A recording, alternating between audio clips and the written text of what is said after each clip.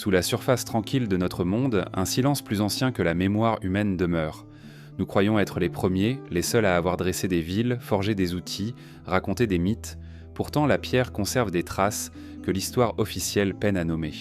Vestiges énigmatiques, anomalies géologiques, récits transmis à voix basse à travers les âges. Et si notre civilisation n'était qu'un chapitre récent dans un livre bien plus ancien ? Peut-être d'autres peuples, oubliés par le temps, ont bâti et disparu avant nous. Leurs empreintes n'en se confondent avec la nature, effacées par l'océan, le feu, le vent. Ce qui subsiste soulève une question dérangeante. Sommes-nous vraiment les premiers à habiter la Terre, ou les héritiers inconscients d'un passé effacé ? Les pierres sont des témoins patients. Elles n'écrivent pas avec des mots, mais leurs strates, leurs fissures et leurs formes recèlent parfois des secrets que nous ne savons pas encore lire. Sous la surface banale d'un rocher ou d'une falaise, certains chercheurs et explorateurs disent apercevoir des marques qui ne ressemblent pas au simple travail du temps. Ce sont des lignes droites, des découpes nettes, des motifs qui semblent intentionnels, comme si une main, il y a très longtemps, avait voulu imprimer sa présence dans une matière destinée à durer. Depuis des siècles, des récits émergent, toujours entourés de scepticisme. Dans les mines profondes d'Afrique du Sud, des ouvriers auraient découvert des sphères métalliques parfaitement lisses, incrustées dans des couches de roches âgées de plusieurs milliards d'années. Dans l'Utah, au cœur du désert américain, des chercheurs auraient retrouvé ce que certains appellent la pierre de Klerksdorp, portant des stries parallèles qui défient l'idée d'un hasard géologique. Chaque fois, les débats se rallument. Illusion de l'œil, formation naturelle ou véritables artefacts échappés d'un temps que nous ne comprenons pas, ces anomalies sont souvent écartées par la science officielle, invitent pourtant à une réflexion plus large. Car si l'homme moderne n'existe que depuis quelques centaines de milliers d'années, la Terre, elle, a presque 5 milliards d'années d'histoire. Entre les deux, un gouffre vertigineux de temps. Les continents ont dérivé, les mers ont englouti des terres, des montagnes se sont élevées, puis effondrées. Combien d'histoires, combien de tentatives de vie organisées pourraient avoir surgi et disparu, effacées par les cycles géologiques ? Certaines marques intriguent par leur régularité. Au Pérou, non loin des lignes de Nazca, d'immenses formations rocheuses montrent des surfaces polies, comme si elles avaient été taillées avec une technologie de précision. Les blocs de Sacsayhuaman, aux découpes polygonales, s'emboîtent avec une exactitude telle que même une lame de couteau ne peut s'y glisser. Les archéologues attribuant ces travaux aux Incas. Mais d'autres y voient une mémoire plus ancienne encore, héritée de peuples dont il ne reste aucun nom. Plus étranges encore sont ces empreintes humaines figées dans la pierre comme des pas fossilisés. Au Texas, des empreintes de dinosaures côtoient ce que certains affirment être des pas humains. Officiellement, ces traces seraient mal interprétées, déformées par l'érosion. Mais leur simple existence soulève un vertige. Et si par hasard des êtres semblables à nous avaient-nous déjà foulé la Terre à une époque où cela était supposé impossible ? Dans les profondeurs de la Sibérie, des géologues ont relevé la présence de structures métalliques circulaires enfouies dans le sol gelé. Certaines de ces formes rappellent les débris industriels modernes, mais datent de couches géologiques trop anciennes pour qu'on puisse leur attribuer une origine humaine récente. S'agit-il d'artefacts, de formations minérales rares ? Les réponses glissent comme du sable entre les doigts. L'idée d'empreinte invisible ne se limite pas aux pierres. Dans les forêts de l'Amazonie, des sols anthropiques appelés terra preta révèlent une maîtrise agricole disparue. Ces terres, enrichies de charbon et d'éléments nutritifs, sont si fertiles qu'elles défient la logique des sols tropicaux pauvres. Les peuples indigènes disent ne pas en être les inventeurs, mais les héritiers. Qui a donc, dans ce passé brumeux, su transformer des étendues de jungle en terres cultivables capables de nourrir des milliers d'êtres ? Et pourquoi cette connaissance a-t-elle été perdue ? L'empreinte des civilisations oubliées pourrait être moins matérielle qu'on ne le croit. Elle se cache dans la transmission de mythes. Partout, des récits parlent de peuples venus d'avant, les Atlantes, les Hyperboréens, les habitants de civilisations englouties. Ces histoires, longtemps considérées comme des fables, pourraient-elles être des souvenirs déformés par le temps ? L'homme, pour conserver la mémoire, se tourne vers le langage symbolique. Un cataclysme devient un déluge sacré. Une cité disparue se transforme en mythe lumineux. Peut-être que derrière la poésie des légendes se dissimule la trace bien réelle d'un passé oublié. Lorsque l'on observe une pierre, l'œil cherche instinctivement à lui donner un sens. Un visage semble apparaître, une silhouette s'esquisse. Mais parfois ces illusions coïncident avec des formes trop régulières pour n'être que hasard. Dans certaines grottes d'Inde, des gravures vieilles à de dizaines de milliers d'années montrent des figures géométriques qui rappellent au moins des constellations. Était-ce l'œuvre de simples chasseurs contemplant le ciel ou la réminiscence d'une science plus ancienne transmise à travers des âges obscurs? Chaque trace énigmatique suscite deux forces contraires. D'un côté, l'élan du doute, celui qui veut une explication rationnelle, géologique, mesurable. De l'autre, l'élan du mystère, qui suggère qu'il existe un savoir perdu, une main invisible qui aurait marqué la pierre avant de disparaître. Ces forces ne s'annulent pas. Elles s'entrelacent, nourrissant l'étrangeté qui habite notre relation au passé. Les empreintes invisibles dans la roche ne sont pas des preuves, elles sont des ouvertures. Elles nous obligent à élargir notre perception du temps. Nous vivons dans l'illusion que quelques millénaires d'histoire humaine suffisent à raconter l'histoire de la Terre, mais devant une montagne vieille de centaines de millions d'années, cette illusion se dissout. Que savons-nous vraiment de ce qui a pu exister avant nous? Combien de civilisations auraient pu naître, prospérer puis disparaître sans laisser autre chose que quelques énigmes gravées dans le silence des pierres? En se tenant face à ces traces, on ressent à la fois une proximité et une distance. Proximité car elle semble étrangement familière. Un angle droit, un cercle parfait, une empreinte de pas. Distance car elle nous échappe. Rien ne relie directement ces marques à notre histoire connue. Elles se dressent comme des énigmes autonomes, fragments d'une mémoire qui ne veut pas se livrer. Dans les archives géologiques, les roches racontent d'anciennes catastrophes. Elles gardent les cicatrices des impacts de météorites, des éruptions gigantesques, des glaciations qui ont recouvert la planète. Chaque cycle a balayé la surface du monde, remodelant le sol, effaçant les traces fragiles laissées par la vie.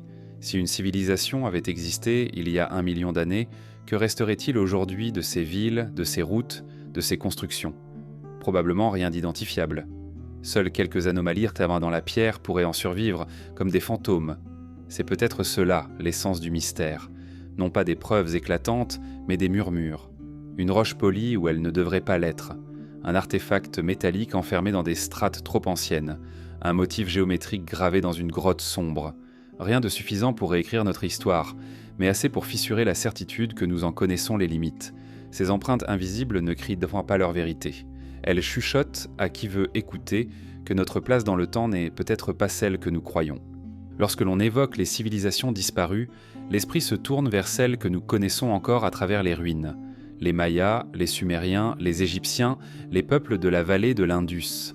Pourtant, au-delà de ces vestiges visibles, il subsiste un sentiment d'absence, comme si l'histoire humaine n'était qu'un récit incomplet, dont de vastes chapitres auraient été effacés. Chaque fois qu'un explorateur découvre une cité oubliée sous la végétation, c'est le même vertige qui surgit. Combien d'autres cités, combien d'autres peuples ont pu disparaître sans laisser de traces,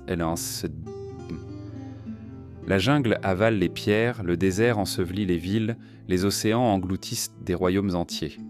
L'oubli est l'héritage le plus certain du temps.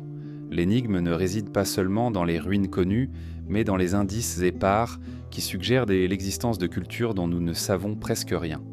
Au large de l'Inde, les plongeurs ont découvert, dans le golfe de Cambay, des structures gigantesques enfouies sous la mer, alignées avec une précision qui évoque un urbanisme ancien. Les datations indiqueraient qu'elles pourraient remonter à plus de 9000 ans, bien avant l'essor des grandes civilisations connues.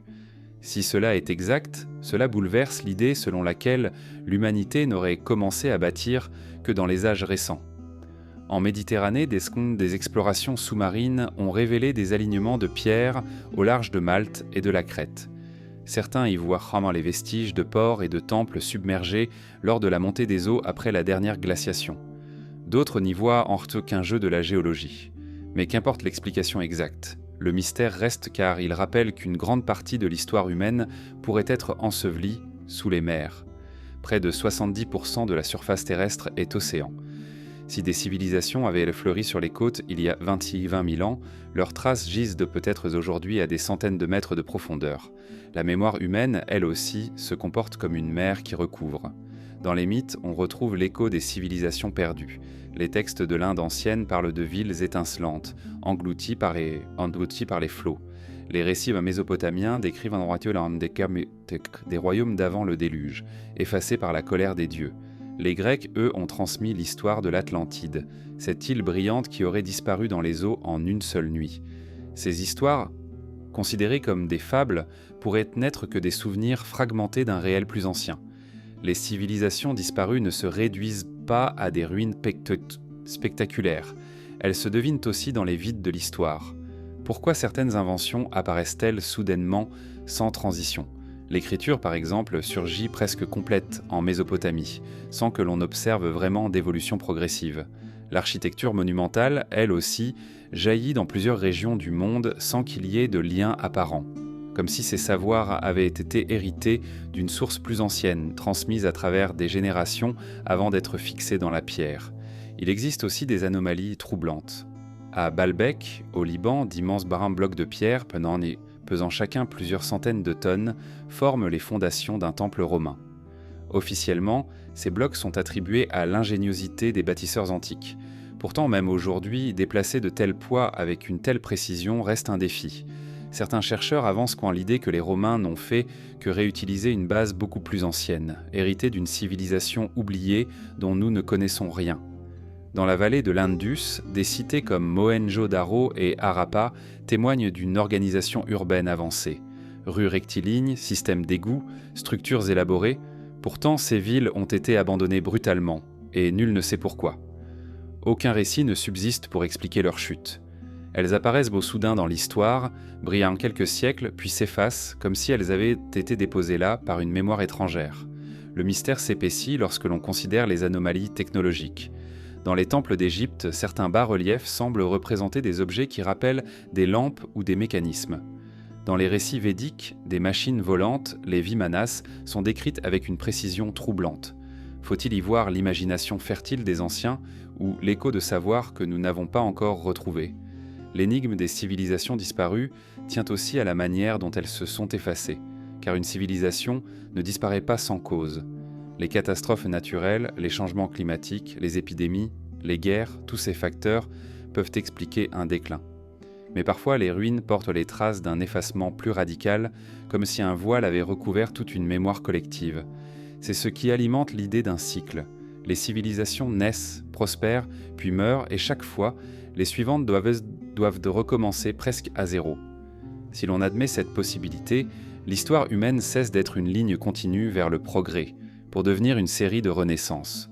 Nous ne serions peut-être pas les premiers à marcher ce chemin, mais simplement les plus récents. Le mystère n'en est pas seulement archéologique, il est existentiel. Car si d'autres mondes humains ont existé avant nous, qu'est-ce qui garantit que le nôtre ne connaîtra pas le même effacement ? L'on retrouve même, dans les profondeurs de certaines traditions, la conviction qu'il y a eu plusieurs humanités. Les Mayas parlaient fois de cycles de création et de destruction, chaque monde étant remplacé par un autre. Les textes védiques, eux, décrivent encore des âges successifs, les yugas, où l'humanité monte puis retombe. Dans la philosophie grecque, Platon évoquait aussi des cycles de civilisation, interrompus par des catastrophes. Ces concordances, ne sont peut-être pas de simples coïncidences. Elles pourraient être les restes d'une mémoire universelle, celle de civilisations englouties par le temps, dont il ne reste que des échos. Les civilisations disparues nous renvoient à une vérité dérangeante. L'oubli est plus vaste que la mémoire. Chaque fois que nous croyons connaître nos origines, des anomalies surgissent, rappelant que ce que nous voyons n'est qu'une partie d'un tableau immense. Les ruines visibles ne sont peut-être que la surface d'un monde enfoui. Et les mythes, que nous prenons pour des fables, ne sont peut-être que des souvenirs de réalités plus anciennes, déformés par le prisme des siècles. Dans les profondeurs de la Terre, sous les vagues, dans les légendes, persistent ces énigmes. Elles ne nous livrent pas de certitude, mais elles maintiennent une ouverture. Elles rappellent que le temps n'est pas une ligne simple, mais un océan, et que dans cet océan, de nombreux mondes ont pu naître, briller et s'effacer, laissant derrière eux seulement des ombres. Les mythes sont comme des miroirs brisés. Chaque fragment reflète une parcelle de lumière, mais jamais l'image entière. À travers eux, des peuples de toutes les époques ont transmis leur vision du monde, leurs peurs, leurs espoirs. Pourtant, Derrière les récits de dieux, de héros et de catastrophes, certains chercheurs pressentent une autre dimension. Et si ces histoires étant Skolovici étaient un soin étaient les vestiges voilés de mémoires plus anciennes, des souvenirs d'événements réels, transformés par la parole et le temps? Partout sur la planète, les traditions humaines portent la trace d'un même motif. Un monde d'avant, un âge d'or ou une civilisation brillante, détruite par une catastrophe, puis remplacée par une nouvelle humanité. Chez les Grecs, Platon raconte l'histoire de l'Atlantide, transmise par les prêtres égyptiens. Une île magnifique, siège d'un peuple puissant, qui aurait disparu en une seule nuit, englouti par la mer. Pendant des siècles, cette histoire fut considérée comme une simple parabole philosophique. Mais pourquoi l'Égypte aurait-elle conservé un récit si précis, avec des détails géographiques, portants et chronologiques, s'il ne s'agissait que d'une invention? Les traditions mésopotamiennes parlent-elles aussi d'un déluge primordial? Dans l'épopée de Gilgamesh, l'un des plus anciens textes de l'humanité, un sage nommé Utnapishtim raconte comment il a construit un navire pour survivre à une inondation gigantesque qui anéantit le monde. Des siècles plus tard, la Bible reprendra ce même récit avec l'histoire de Noé. Mais avant ces textes écrits, il y eut des générations entières qui, de bouche en bouche, racontaient déjà l'histoire d'une destruction massive. Était-ce une mémoire collective d'un événement réel survenu à la fin de la dernière glaciation, quand les océans s'élevèrent brusquement de plusieurs dizaines de mètres, engloutissant les terres de côtières?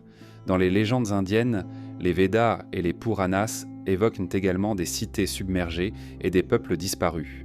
Le Mahabharata décrit des batailles cosmiques où des armes lumineuses réduisent des villes entières en cendres. Beaucoup y voient une imagerie symbolique, mais certains ont osé suggérer que ces récits pourraient contenir la mémoire déformée de catastrophes naturelles ou d'événements dont la science n'a pas encore trouvé la trace. Au-delà des déluges, de nombreuses traditions parlent de cycles, comme si l'humanité n'était pas née une seule fois, mais plusieurs. Les Mayas divisèrent le temps en ères successives, chaque monde étant détruit puis recréé. Leur calendrier sacré décrivait des cycles précis, marquant la fin d'un soleil et le commencement d'un autre. Les Hopis d'Amérique du Nord partagent un récit similaire. Ils affirment que nous vivons dans le 4e monde, après que 3 mondes précédents furent détruits par l'eau, le feu et la glace. Dans ces récits, ce n'est pas seulement la peur qui parle, mais une transmission.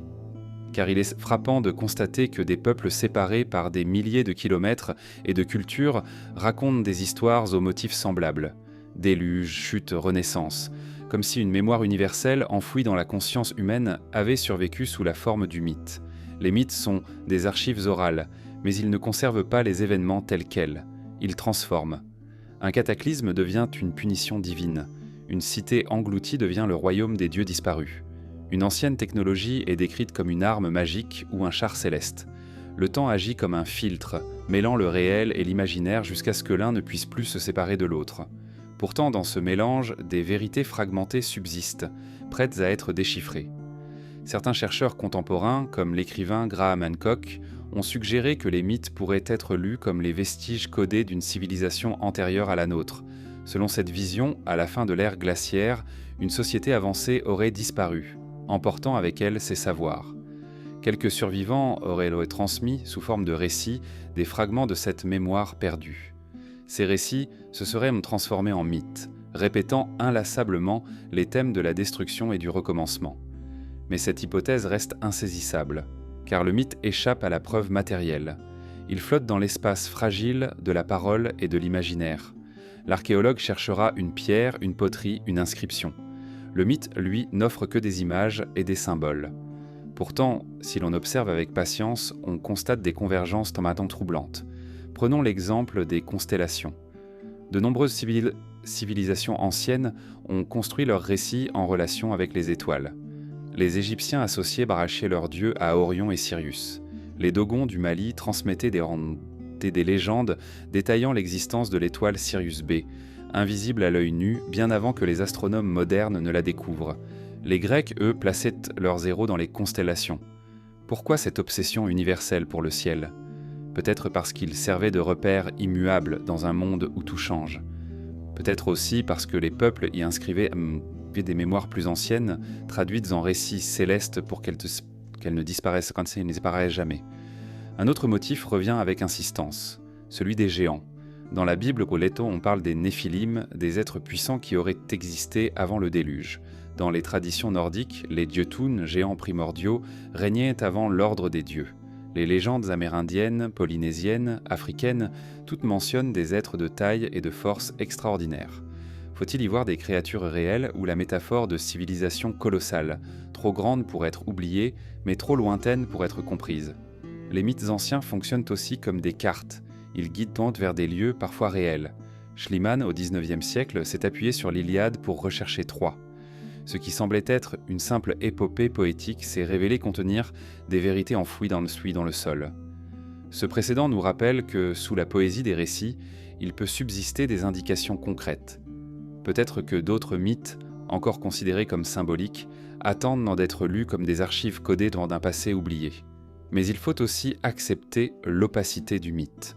Il n'a pas pour fonction de raconter des faits bruts, mais de donner sens.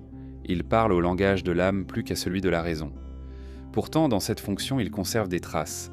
Il dit qu'avant nous, d'autres mondes ont existé, que des peuples ont connu la grandeur et la chute, que les catastrophes ne sont pas des accidents isolés, mais des rythmes dans lesquels l'humanité s'est prise.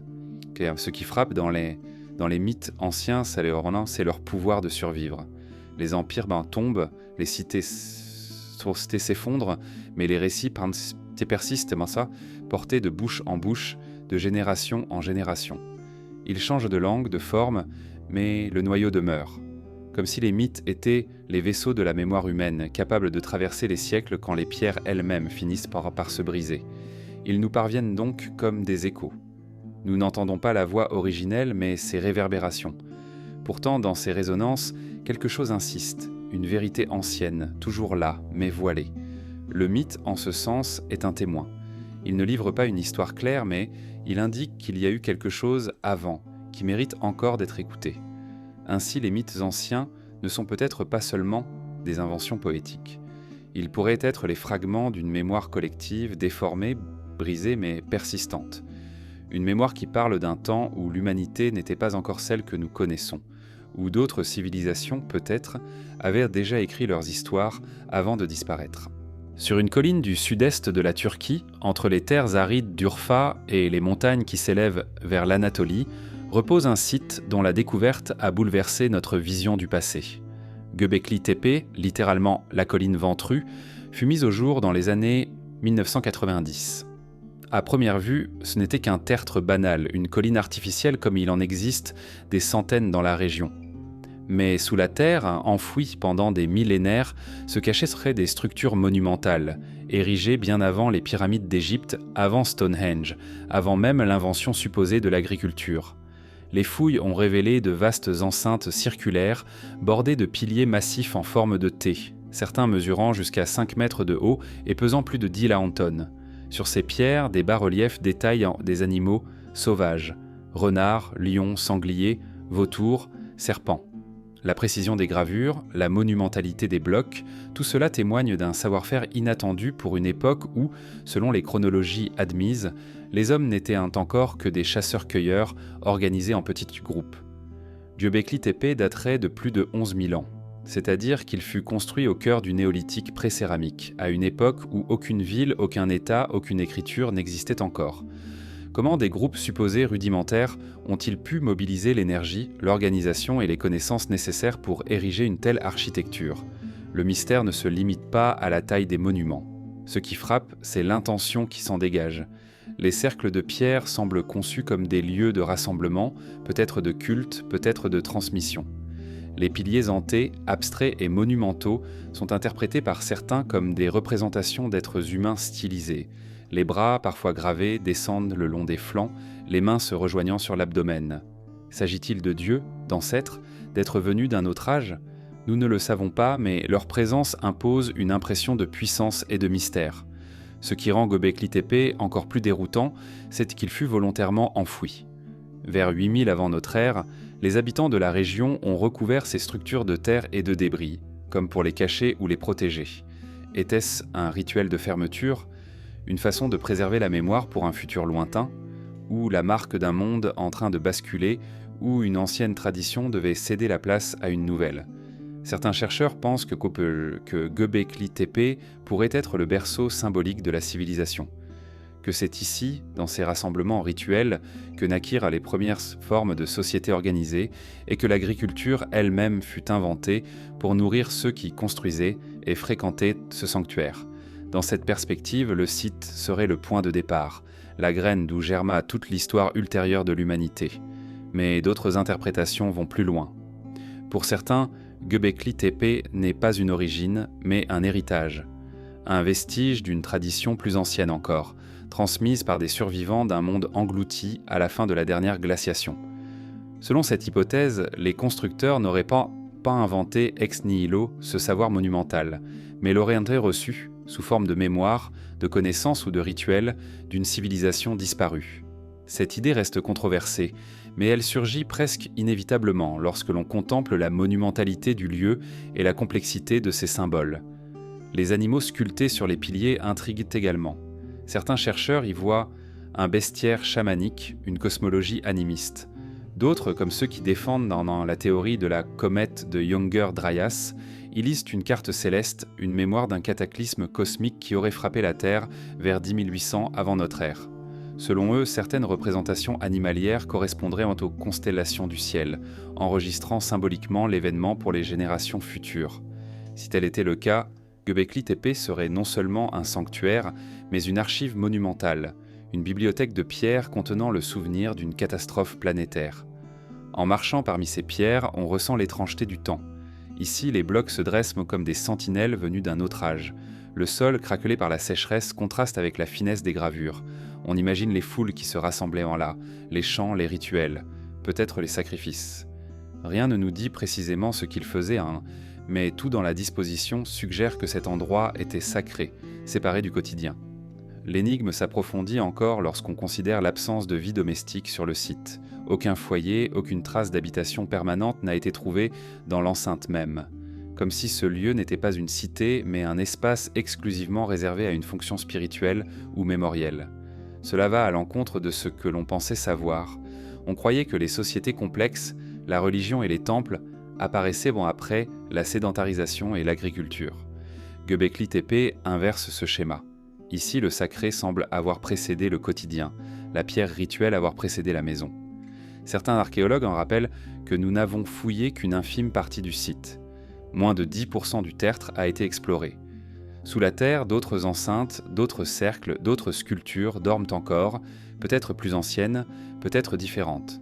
Chaque découverte élargit le mystère au lieu de le réduire. Au-delà de son caractère monumental, Göbekli Tepe pose une question plus profonde. Que reste-t-il d'une civilisation quand ses mots, ses outils, ses visages ont disparu ? Ici, seules les pierres parlent, et elles parlent dans un langage que nous ne comprenons pas entièrement. Les chercheurs décrivent, mesurent, comparent, mais l'essence de ce lieu échappe. Comme si Göbekli Tepe avait été conçu pour être une énigme, un message destiné à des yeux lointains, peut-être les nôtres. Si l'on accepte cette idée, le site devient un pont entre deux humanités. D'un côté, celle que nous croyons connaître, issue du néolithique, construisant peu à peu l'histoire. De l'autre, une mémoire plus ancienne, peut-être transmise par des survivants, peut-être née d'un monde qui n'a laissé aucun autre signe. Dans les deux cas, le message reste le même. Ce que nous appelons civilisation n'est pas une invention soudaine, mais un héritage, une continuité qui plonge ses racines dans des profondeurs obscures. Göbekli Tepe n'est pas seulement un lieu archéologique, c'est une fissure dans notre perception du temps. Une preuve que les chronologies linéaires, où tout s'explique dans un ordre simple, ne suffisent donc pas à embrasser la complexité du passé. Chaque pierre dressée sur cette colline rappelle que l'histoire humaine est bien plus vaste que ce que nos livres racontent. Elle s'étend dans des zones d'ombre où le mythe, la mémoire et l'archéologie se rencontrent sans se résoudre. Ainsi, face à Göbekli Tepe, une certitude se dissout. Nous ne sommes pas les premiers à avoir levé les yeux vers le ciel en cherchant à donner forme au mystère. D'autres, il y a plus de 10 millénaires, ont déjà sculpté leur quête dans la pierre. Ils l'ont fait avec une force, une vision et une persistance qui défient encore notre compréhension. Et leur message, enfoui, recouvert puis redécouvert, nous parvient comme un murmure venu du fond du temps. Lorsque l'on contemple la mer, on imagine rarement qu'elle puisse être un tombeau. Ces vagues reflètent la lumière du ciel, ces profondeurs demeurent silencieuses et inaccessibles. Pourtant, Depuis des siècles, des rumeurs persistent. Sous les océans, des cités entières reposent ressées, avalées bansolées par la montée des eaux ou par des cataclysmes oubliés. Ce ne sont pas seulement des légendes. L'archéologie sous-marine, au fil du XXe et du XXIe siècle, a révélé des vestiges réels, parfois monumentaux, qui changent notre perception de l'histoire humaine. Dans le golfe de Cambay, au large de l'Inde, des chercheurs ont découvert, par sonar, d'immenses structures disposées de manière géométrique. Certaines ressemblent à des murs, des routes, des fondations. Les datations suggèrent qu'elles pourraient remonter à plus de 9000 ans, à une époque où, selon nos manuels, seules de petites tribus vivaient de chasse et de cueillette. Les ruines se trouvent aujourd'hui à une quarantaine de mètres de profondeur, englouties par la montée des mers après la dernière glaciation. Ce site, s'il était confirmé, serait plus ancien que toutes les civilisations connues. Mais son étude demeure difficile. Les eaux sont troubles, les courants violents et les preuves directes restent rares. Ainsi, le mystère persiste, oscillant entre la découverte révolutionnaire et l'illusion. Plus à l'est, au Japon, l'île de Yonaguni abrite une autre énigme. À quelques mètres sous la surface, des plongeurs ont mis au jour ce qui semble être une structure gigantesque de terrasses, d'escaliers et de plateformes. Les blocs semblent taillés, formant des angles droits, des paliers réguliers, presque comme une pyramide sous-marine. Certains y voient une cité engloutie, construite par une civilisation inconnue il y a plus de 10 000 ans. D'autres insistent qu'il ne s'agit que d'une formation naturelle, sculptée par l'érosion et les mouvements tectoniques. Pourtant, ceux qui plongent sur le site ressentent une impression étrange, comme si la mer elle-même gardait le secret d'un monde oublié. La Méditerranée, berceau des civilisations connues, abrite elle aussi des ombres submergées. Au large de l'Égypte, non loin d'Alexandrie, les ruines d'Héracléon ont été retrouvées après 2000 ans sous les flots. Des statues colossales, des colonnes, des temples surgissent aujourd'hui des sables marins. Cette cité, jadis florissante, avait sombré à cause de l'instabilité du sol et de tremblements de terre. Ici, l'archéologie confirme ce que les textes antiques rapportaient. Les villes peuvent réellement disparaître dans la mer sans laisser de traces à la surface. Mais certaines découvertes sont plus dérangeantes encore. Près de Cuba, à plus de 600 mètres de profondeur, des explorateurs ont détecté ce qui ressemble à des structures géométriques. Des formes pyramidales, des alignements rectilignes, des blocs massifs. Trop profondes pour avoir été submergées récemment, elles soulèvent des questions vertigineuses. Si ce sont bien des constructions humaines, alors elles datent d'un temps où aucun peuple connu n'aurait pu les bâtir. L'ampleur du site, la profondeur extrême, tout cela reste controversé, mais l'idée qu'une civilisation antédiluvienne puisse reposer dans les abîmes des Caraïbes nourrit depuis des années les spéculations.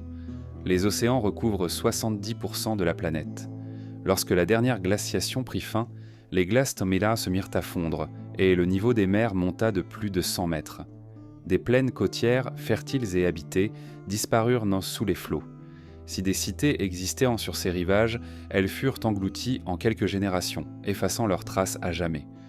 Nous avons tendance à penser que la mer a toujours eu ses contours actuels. Pourtant, il y a seulement 12 000 ans, d'immenses territoires aujourd'hui submergés faisaient partie des continents. En Europe, des géologues ont identifié le Doggerland, une vaste plaine qui reliait autrefois l'Angleterre au continent. Des rivières y coulaient, des forêts l'abritaient, et les hommes y vivaient. Aujourd'hui, il repose sous la mer du Nord, disparue après la montée des eaux.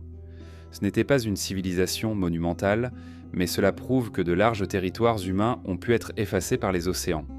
Si des cultures plus avancées avaient existé ailleurs, sur d'autres côtes, elles auraient subi le même sort. La mythologie semble, elle aussi, porter la mémoire de ces disparitions. Le récit de l'Atlantide, transmis par Platon, parle d'une île immense et puissante, engloutie en une nuit. Dans le Pacifique, les Polynésiens racontent l'histoire de terres perdues, de royaumes submergés dont il ne reste que les coraux. En Inde, les légendes dravidiennes évoquent Kumarikandam, un continent disparu dans l'océan Indien. Ces mythes, dispersés mais concordants, semblent garder le souvenir d'un monde où les mers n'étaient pas les mêmes. Ce qui rend ces récits troublants, c'est qu'ils se superposent parfois aux découvertes archéologiques. Des temples submergés ont été retrouvés au large de Mahabalipuram, en Inde, confirmant les traditions locales qui parlaient de cités englouties. À Pavlopétrie, en Grèce, une ville vieille de 5000 ans repose sous quelques mètres d'eau, figée dans son plan urbain. Ces trouvailles l'en montrent que la mémoire des peuples, même transmise sous forme de légende, peut contenir une vérité enfouie. Les villes englouties interrogent notre rapport au temps. Une cité effacée par la mer cesse d'exister pour les générations futures, à moins d'être redécouverte par hasard. Or, la majorité de ces vestiges reposent dans des profondeurs difficiles à explorer. L'océan conserve ses secrets avec obstination. Nous avons cartographié la surface de la Lune avec plus de précision que nos fonds marins. Dans cet inconnu se cachent peut-être d'innombrables fragments d'histoires humaines. Si l'on imagine qu'une civilisation avancée avant nous avait choisi les rivages pour se développer, il est logique que ces traces aient disparu lors de la montée des eaux. Les côtes attirent toujours les hommes. Elles offrent nourriture, routes, échanges. C'est là que les premières villes modernes se sont établies. Pourquoi en aurait-il été autrement dans un passé plus ancien ? Mais le destin des rivages est fragile. La mer reprend ce qu'elle a donné. Ce qui frappe en pensant à ces cités englouties, c'est le silence. Contrairement aux ruines sur terre, visitées, décrites, habitées de mémoire, les ruines marines demeurent inaccessibles, invisibles aux yeux des foules. Elles dorment dans une obscurité permanente, effacées de l'imaginaire collectif. Et lorsque, par hasard, un plongeur ou un sonar les révèle, elles réapparaissent comme des fantômes, rappelant que l'histoire humaine n'est pas fixée mais mouvante, soumise aux caprices des eaux et du temps. Ces villes, qu'elles soient confirmées ou encore hypothétiques, nous rappellent une chose essentielle. Notre monde n'est pas immuable. La Terre change, ses mers avancent et reculent, ses continents se brisent et s'assemblent.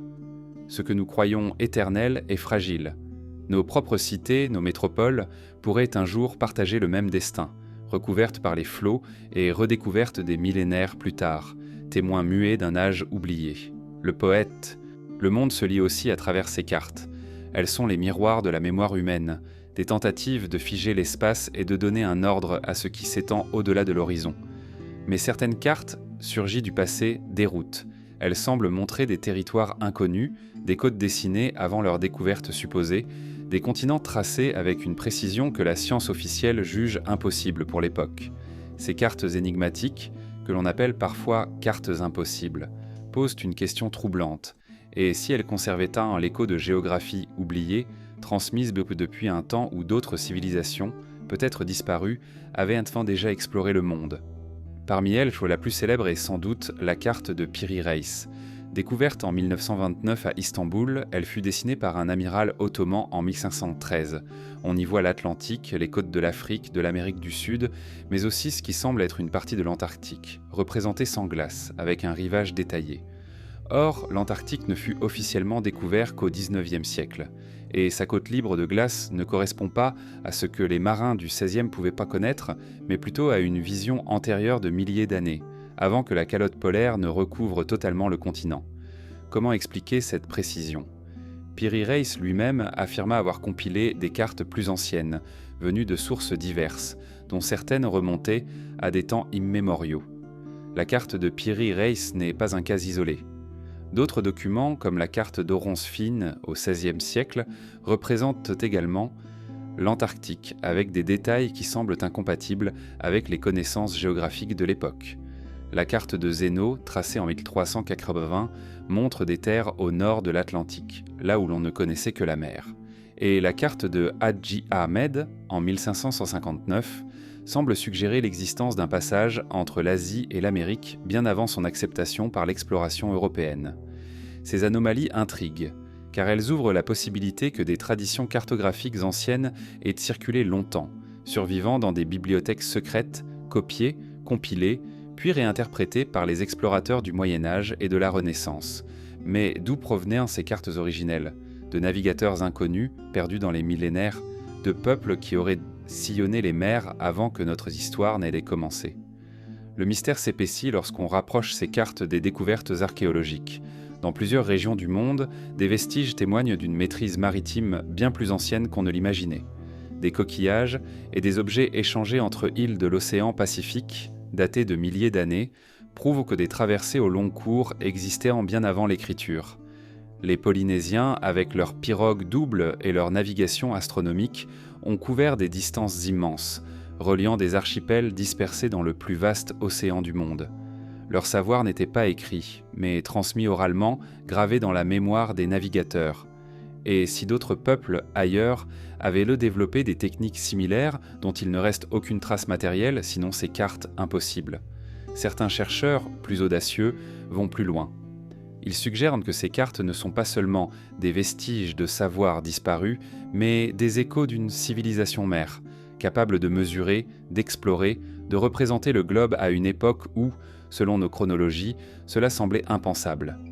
Cette hypothèse rejoint l'idée que la dernière glaciation aurait effacé bien des traces. Si une civilisation maritime avait prospéré sur les rivages d'alors, elle aurait pu cartographier le monde avec une précision dont nous entrevoyons seulement les restes à travers ces documents fragmentés. Mais même sans invoquer une civilisation avancée, la question demeure. Pourquoi retrouve-t-on, dans ces cartes, des détails que la science n'a confirmés que des siècles plus tard ? L'Antarctique libre de glace, par exemple, n'est pas seulement une curiosité. Les études modernes montrent que ces côtes furent en effet dégagées il y a environ 6 000 à 10 000 ans, à la fin de l'ère glaciaire. La concordance est troublante, comme si une mémoire lointaine avait survécu, inscrite sur du parchemin par des mains qui ne faisaient que recopier sans toujours comprendre. La mémoire géographique existe aussi en dehors des cartes officielles. Dans les traditions orales, de nombreux peuples conservent des descriptions précises de terres aujourd'hui disparues. Les aborigènes d'Australie près d'Antswali, par exemple, racontent dans leur songline l'existence de rivages et de plaines qui correspondent exactement à des zones désormais submergées depuis la montée des mers. Ces récits, transmis pendant des dizaines de milliers d'années, prouvent que la mémoire collective peut conserver des informations d'une étonnante fidélité. Pourquoi ne pas imaginer que certaines cartes anciennes ne soient n'en rang que la transposition graphique de ce type de mémoire, héritée d'un passé où la géographie de la Terre était différente ? Il est également possible que des civilisations connues aient été plus connectées qu'on ne le croit.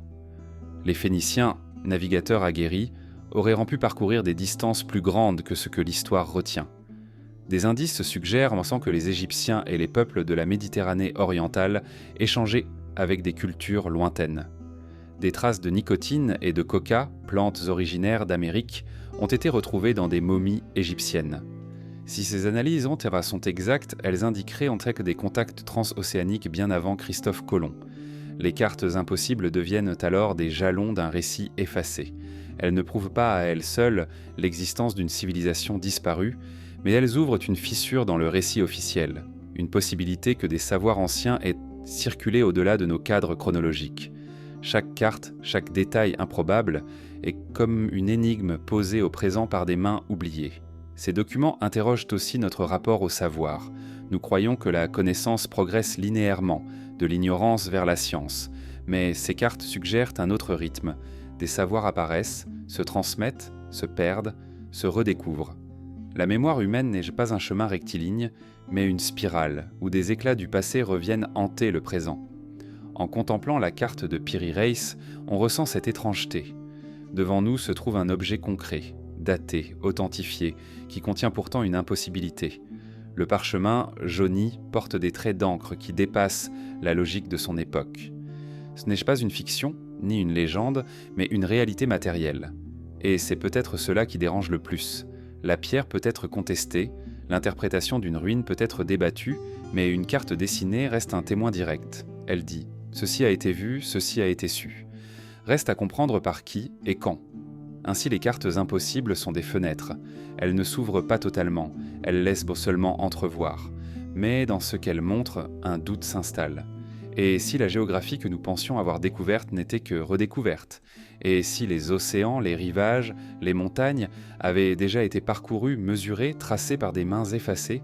Si ces cartes sont authentiques dans leurs détails, elles ne décrivent pas seulement un espace, mais elles portent le poids d'un temps oublié. Il existe des objets qui déroutent. Ils apparaissent là où ils ne devraient n'en pas être, dans des strates trop anciennes, dans des contextes qui définent la logique. L'archéologie orthodoxe les nomme anomalies ou curiosités, mais pour ceux qui cherchent les traces d'un passé oublié, ils sont les témoins d'une mémoire enfouie. Ces objets, souvent surnommés artefacts hors du temps, sont au cœur d'un débat troublant. Témoignent-ils simplement d'erreurs d'interprétation ou révèlent-ils l'existence de civilisations disparues dont nous n'avons plus la moindre trace écrite ? Parmi les plus célèbres se trouve le mécanisme d'Anticythère. Découvert en 1901 dans une épave grecque au large d'une petite île, ce dispositif en bronze, corrodé par les siècles, révéla peu à peu sa complexité. Derrière ces engrenages se cachait une machine astronomique capable de calculer les éclipses, de prévoir les cycles lunaires et solaires, et peut-être même de simuler les mouvements planétaires. On l'appelle parfois le premier ordinateur analogique. Daté du IIe siècle avant notre ère, il demeure inexplicable dans son degré d'avancement. Aucun autre objet comparable n'a été retrouvé de cette époque. Était-ce l'œuvre d'un génie isolé ou le vestige d'un savoir plus ancien, transmis en secret puis perdu? D'autres découvertes intriguent par leur ancienneté supposée. Dans des mines d'Afrique du Sud, des sphères métalliques, polies et parfois striées de 3 lignes parallèles, furent extraites de couches géologiques vieilles de plusieurs milliards d'années. La plupart des géologues y voient qu'en soit des formations naturelles de pyrophilites et d'hématites. Mais pour certains, leur régularité géométrique, leur apparence artificielle, défient l'explication simple. Si elles étaient réellement façonnées, cela signifierait que quelque chose ou quelqu'un, il y a un temps inconcevable, avait déjà laissé son empreinte. Les légendes se nourrissent aussi de découvertes troublantes. En 1889, dans l'Illinois, un ouvrier aurait trouvé une petite figurine d'argile incrustée dans une couche de charbon vieille de centaines de milliers d'années. D'autres récits parlent de clous de fer découverts dans des pierres datées de millions d'années, de vases métalliques retrouvés dans des roches anciennes. La science officielle rejette ces témoignages, souvent mal documentés, parfois exagérés. Mais leur accumulation entretient l'idée que le sol que nous foulons pourrait receler plus d'énigmes que nous n'osons l'admettre. Parmi les objets les plus fascinants se trouvent les fameux clous de Londres. Dans les années 1930, un fossile de marteau métallique fut découvert au Texas, incrusté dans une roche calcaire vieille de plusieurs millions d'années. Le manche de bois était pétrifié, le métal d'une pureté exceptionnelle. Était-ce une fraude, un objet moderne pris au piège d'une concrétion, ou le vestige d'une technologie inconnue? Les analyses n'ont jamais permis de trancher définitivement, et le marteau continue de hanter les discussions. Les batteries de Bagdad, elles, indodées, sont mieux attestées. Ces petites jarres en terre cuite, contenant une tige de fer et un cylindre de cuivre, datent de plus de 2000 ans. Certains chercheurs pensent qu'elles servaient à des expériences électrochimiques, peut-être pour dorer des objets. Si c'est vrai, elles démontrent que l'électricité était connue, au moins sous une forme artisanale, bien avant qu'elle ne soit redécouverte à l'époque moderne. Elles rappellent que le savoir n'est pas linéaire. Il surgit, se développe, puis disparaît, parfois pendant des siècles. Dans les traditions indiennes, des textes anciens décrivent des technologies étranges. Les Vimana, ces chars volants évoqués dans le Mahabharata, sont détaillés avec une précision mécanique. Certains passages mentionnent des métaux spécifiques, des carburants, des méthodes d'assemblage. Bien que la plupart des spécialistes y voient tant des métaphores mythologiques, d'autres y lisent la survivance de savoirs techniques transmis sous une forme poétique. L'imagination humaine invente beaucoup, certes, mais pourquoi ces descriptions auraient-elles pris une coloration si technique, si concrète? Les artefacts hors du temps ne se limitent pas aux objets isolés. Ils incluent aussi des vestiges architecturaux inexplicables. Les blocs cyclopéens de Sacsayhuaman, les pierres géantes de Baalbek, les alignements mégalithiques de Karnak défient encore notre compréhension. Comment des peuples supposés primitifs ont-ils déplacé et assemblé des blocs de plusieurs centaines de tonnes avec une précision parfaite? La réponse reste insaisissable. Peut-être avaient-ils des techniques ingénieuses que nous avons oubliées? Peut-être aussi s'appuyaient-ils sur des savoirs hérités d'âges antérieurs. Ce qui rend ces objets si troublants, c'est qu'ils ne s'alignent pas avec notre récit officiel. Ils ne forment pas un tout cohérent, mais des fragments éparpillés, comme les pièces d'un puzzle dont il manquerait l'image centrale. Chaque découverte, prise isolément, peut être contestée, expliquée, rejetée. Mais leur accumulation ouvre une brèche. Trop d'anomalies finissent par questionner le cadre lui-même. Et si nous ne faisions que parcourir les ruines d'un cycle plus ancien, dont ces objets seraient nés que les éclats rescapés, les artefacts hors du temps interrogent aussi la fragilité de notre propre mémoire. Imaginons qu'une catastrophe efface notre civilisation actuelle. Dans 10 000 ans, que resterait-il de nos villes? Le béton se dissoudrait, le métal rouillerait, les livres disparaîtraient, non? Seules quelques traces, peut-être des fragments de plastique ou de verre, survivraient dans le sol. Les archéologues du futur y verraient dans un saut des anomalies, des objets sans contexte difficiles à interpréter. Peut-être en concluraient-ils qu'il s'agissait de curiosités naturelles, peut-être passeraient-ils à côté de l'idée qu'une civilisation entière avait existé. C'est peut-être ce qui s'est produit pour les civilisations antérieures. Leurs savoirs ont été effacés par le temps, ne laissant que quelques témoins épars. Le sol, la roche, les sédiments deviennent alors les gardiens involontaires de ces mémoires. Et lorsque par hasard, un mineur, un fouilleur ou un scientifique tombe sur l'un de ces objets, le passé murmure à nouveau. Ces objets dérangent parce qu'ils ne s'intègrent pas. Ils ne confortent pas une histoire claire et continue, mais la fissurent. Ils rappellent que le monde est plus vaste, le temps plus profond, et que notre compréhension de l'humanité pourrait n'être qu'une esquisse. Qu'importe si la plupart trouvent donc des explications rationnelles, il suffit qu'un seul, authentique et irréductible, témoigne d'une réalité oubliée pour que notre récit entier doive être révisé. En les observant, on ressent une forme de malaise.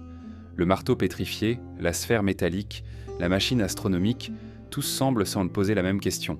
Sommes-nous vraiment les premiers ?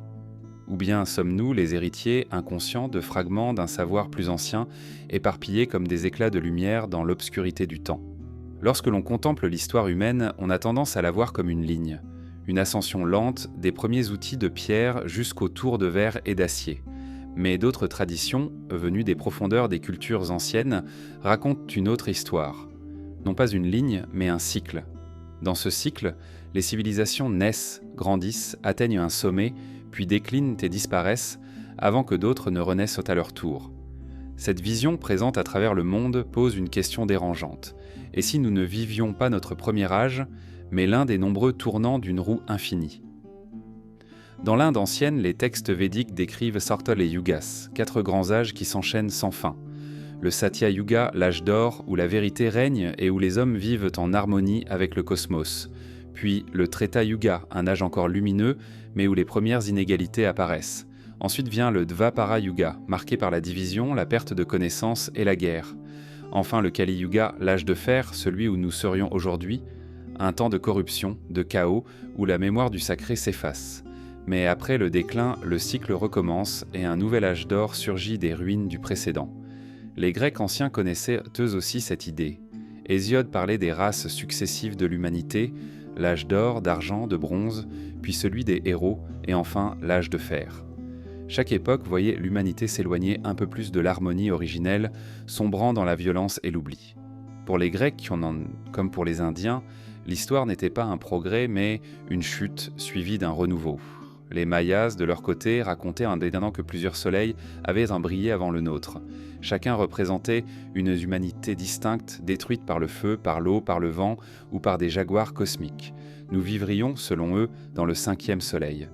Les Aztèques reprirent cette vision, inscrivant sur leur calendrier le souvenir des âges précédents.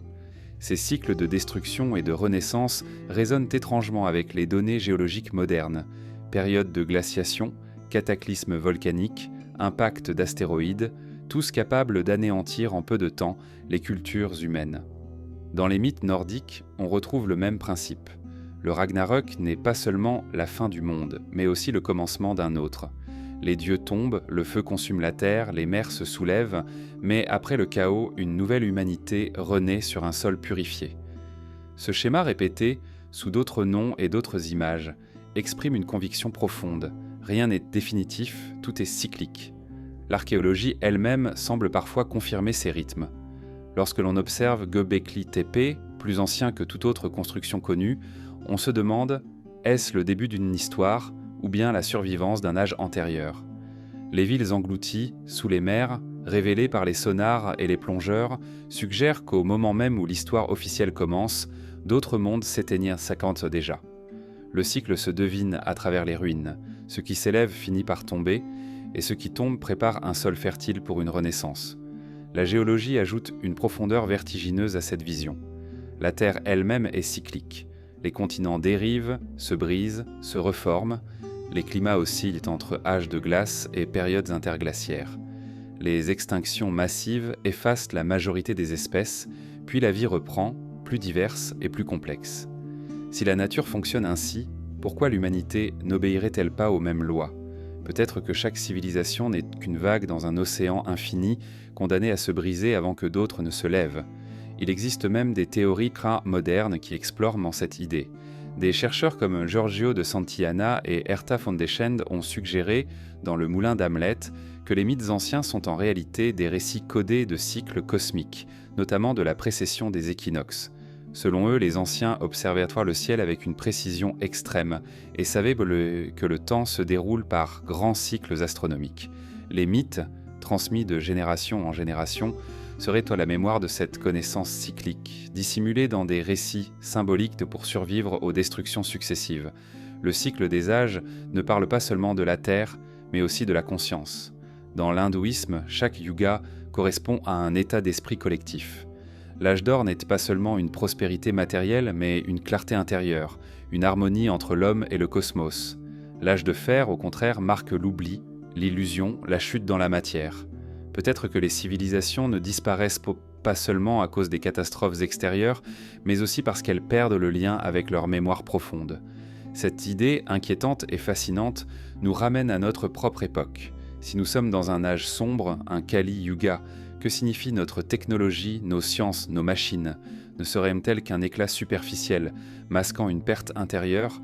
Peut-être que nos gratte-ciel et nos réseaux ne sont pas les signes d'un progrès absolu, mais les dernières flammes d'un cycle qui s'achève. Et lorsque ce cycle se refermera, tout cela sera effacé, comme les cités englouties ou les temples abandonnés. Les cycles, cependant, ne sont pas tragiques en eux-mêmes. Ils sont la respiration du monde. Chaque chute est suivie d'un renouveau, chaque fin prépare un commencement. Cette vision, loin de désespérer, apporte une profondeur. Nous ne sommes pas les maîtres du temps, mais c'est passager. Nous surfons sur une vague qui finira par se briser, mais d'autres vagues suivront, infiniment. Le cycle des âges est peut-être la clé pour comprendre pourquoi tant de traces du passé nous échappent. Si des civilisations ont existé avant nous, elles ont pu être emportées par ces rythmes, effacées presque totalement, ne laissant que des échos dans les mythes, des ruines dispersées, quelques artefacts hors du temps. L'histoire humaine ne serait alors qu'une succession de mémoires brisées, chaque âge héritant de fragments incomplets du précédent. Lorsque l'on contemple cette idée, un sentiment de vertige naît. Nos bibliothèques, nos archives numériques, nos monuments semblent immenses. Mais face à l'échelle des millénaires, ils sont fragiles. Un seul cataclysme naturel, une montée des eaux, une guerre totale, et tout cela pourrait disparaître. Dans 10 000 ans, que restera-t-il de notre époque ? Peut-être quelques objets isolés, interprétés comme des anomalies par les archéologues du futur. Nous serions alors, à leurs yeux, une civilisation hors du temps, aussi mystérieuse que celle que nous tentons aujourd'hui de deviner. Ainsi, la question du cycle des âges n'est pas seulement une spéculation sur le passé, elle est une réflexion sur notre présent.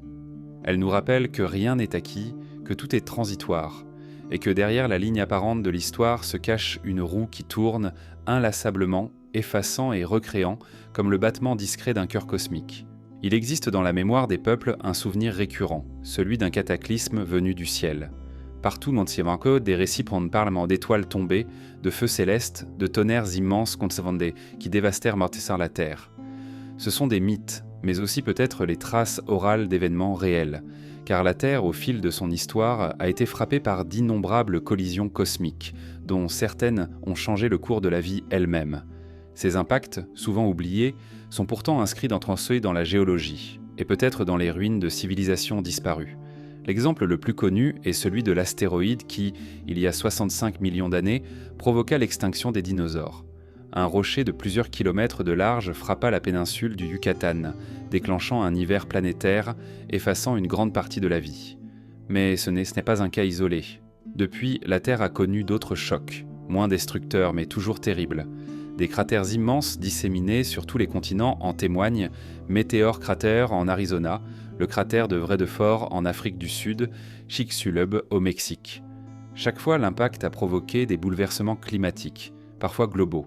Certains chercheurs pensent que la dernière grande secousse cosmique pourrait avoir marqué la fin de la dernière ère glaciaire. Vers 10 800 avant notre ère, une pluie de fragments cométaires aurait frappé l'hémisphère nord, déclenchant ce que l'on appelle l'événement du Dryas récent. Les températures chutèrent très brutalement, les glaciers se reformèrent et une grande partie de la mégafaune s'éteignit. Dans cette hypothèse, ce cataclysme aurait aussi anéanti des sociétés humaines déjà organisées, dont il ne reste presque aucune trace. Certains voient dans Göbekli Tepe, bâti peu après cet événement, la mémoire de ce cataclysme inscrit dans la pierre, animaux menaçants, figures célestes, constellations gravées, comme pour se souvenir du désastre. Les mythes du déluge pourraient en être, en partie, les échos de ces catastrophes cosmiques. Lorsque les glaces fondirent rapidement, les mers montèrent de dizaines de mètres en quelques siècles, engloutissant des côtes immenses. Pour les peuples qui vivaient sur ces rivages, l'océan s'élevant et submergeant leur terre dut apparaître comme une colère divine. De génération en génération, ces récits les furent transmis, transformés en histoire de Dieu, punissant l'humanité. Mais derrière le symbole pourrait bien se cacher la réalité brute d'un monde brisé par des forces venues d'en haut. D'autres indices se trouvent dans les récits védiques de l'Inde. Le Mahabharata décrit une arme redoutable, semblable à 10 000 soleils, qui détruit des villes entières. Les descriptions évoquent une chaleur intense, des vents brûlants, des cadavres méconnaissables. Certains y ont vu, non sans audace, la trace d'un événement cataclysmique réel, peut-être lié à une chute céleste ou à un phénomène géologique majeur. La poésie du texte masque la réalité, mais conserve peut-être le souvenir d'un drame vécu. La mémoire des catastrophes cosmiques n'est pas seulement mythologique. Dans les traditions orales des aborigènes d'Australie, des récits détaillent la chute d'étoiles incandescentes qui provoquèrent des incendies massifs.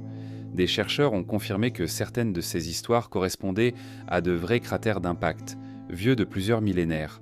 Ainsi, la mémoire humaine, même transmise par la parole, peut conserver le souvenir d'événements survenus des milliers d'années auparavant.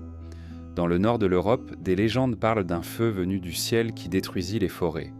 En Amérique, les traditions des Hopis et des Lakota racontent des étoiles tombées, suivies d'un hiver glacial. Les Inuits gardant aussi le souvenir de lumières célestes annonçant la famine et le froid. Ces récits, dont dispersés mais convergents, semblent tous pointer vers un même motif. L'homme a vu le ciel tomber. Au-delà des mythes, la science confirme la régularité des menaces cosmiques. La Terre traverse périodiquement des zones de débris laissées par des comètes. Chaque traversée augmente le risque de collision. Les astronomes modernes surveillent des milliers d'astéroïdes, conscients qu'un seul impact suffirait à bouleverser notre civilisation. Mais ce que nous considérons comme une menace future fut peut-être, pour d'anciennes sociétés, une réalité vécue. Il est troublant de penser que des civilisations entières, dont nous ne connaissons plus rien, aient pu être effacées par de tels événements. Une ville bâtie sur une plaine, frappée par une pluie de météorites, disparaîtrait en quelques heures, incendiée, ensevelie sous des couches de débris. Des siècles plus tard, il ne resterait rien, sinon des anomalies géologiques difficiles à interpréter. Et les survivants, choqués, ne pourraient que transmettre le souvenir sous forme de récits sacrés, métaphore d'un ciel en colère. Cette fragilité, inscrite dans la mémoire cosmique, explique peut-être pourquoi les anciens regardaient le ciel avec une telle intensité. Les prêtres babyloniens, les druides celtes, les astronomes mayas, tous scrutaient en sortir les étoiles, non seulement par curiosité mais par peur, car le ciel n'était pas seulement un décor, il était une menace. Il pouvait donner la lumière et la vie, mais aussi la destruction. Le lien entre catastrophes cosmiques et mémoire perdue ne se limite pas aux impacts. Les éruptions solaires, les inversions du champ magnétique terrestre, les radiations cosmiques peuvent également avoir laissé leur empreinte. Dans certaines grottes, des motifs gravés en spirale ou en forme rayonnante rappellent étrangement les aurores polaires ou les éclairs célestes. Était-ce la transcription de phénomènes atmosphériques exceptionnels observés dans le ciel d'autrefois ? À chaque fois, le même schéma se répète. Le souvenir se transforme en symbole puis en mythe. Les peuples transmettent l'événement sous forme de récits sacrés, garantissant sa survie à travers les âges. Mais pour celui qui tente de lire entre les lignes, ces mythes deviennent des archives, des témoins de catastrophes réelles qui auraient marqué l'humanité d'avant. L'idée est vertigineuse. Peut-être que l'histoire humaine, telle que nous la connaissons, n'est que le fragment qui a survécu à la dernière grande catastrophe cosmique. Si d'autres civilisations ont existé avant nous, elles auraient été balayées, leurs villes réduites en poussière, leur mémoire réduite à quelques récits transmis comme des contes. Et nous, croyant être les premiers, ne faisons peut-être que marcher sur les ruines invisibles d'un monde brisé par le ciel. La science moderne se veut un rempart contre l'incertitude. Elle classe, mesure, compare, élabore des modèles. Elle cherche à transformer le mystère en connaissance.